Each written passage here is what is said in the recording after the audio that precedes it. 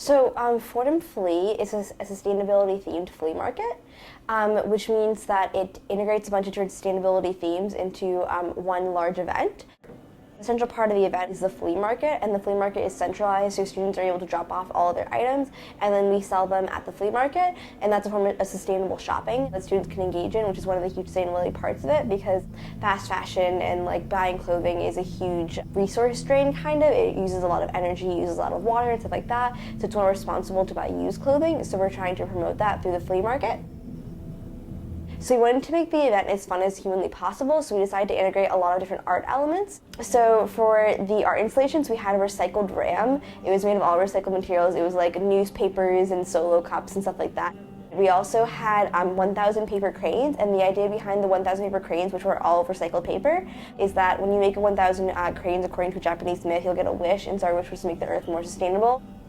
And we also did an interconnectivity art installation where there was a bunch of different concepts that were put up on a bunch of boards, and you can connect strings between them, so it was a form of interactive art. And then we also had 3 different performers. The first band that went on was Sister James, which is a band of Fordham seniors, and then the Ramblers performed, and then after them, the 5:30 a.m. Fridays performed. We also had a lot of vegan food, which is one of our huge goals with the event.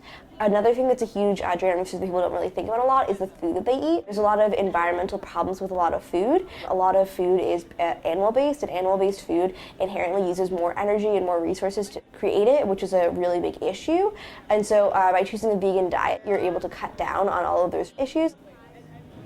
And then also to make it more educational overall, we had 4 different presentations that were going on during the event, playing on a loop in the background, and they deal with concepts of deforestation, waste, food, and water, and all the issues that are associated with all those concepts, and so hopefully students got a lot out of that. Students had the option to get the money back because we mostly wanted to incentivize students to engage in sustainable shopping so we would have the best possible quality of selection. So we did allow students to maintain the proceeds, which some of them chose to do, but most people decided to donate, and for donations, 80% of them will go to the Bronx River Alliance and 20% will go towards campus sustainability initiatives. So all the leftover materials are going to be donated. We're trying to find a way to donate them between Goodwill, Housing Works, and the Salvation Army. There's really fun ways to be sustainable, and then it's not like a task, because a lot of people look at it as a lot of really hard work to live a sustainable lifestyle, which a lot of times it is, but it's easier than a lot of people think it is, and B, it's also fun a lot of the times. For Fordham Nightly News, I'm Anne-Marie Bogart.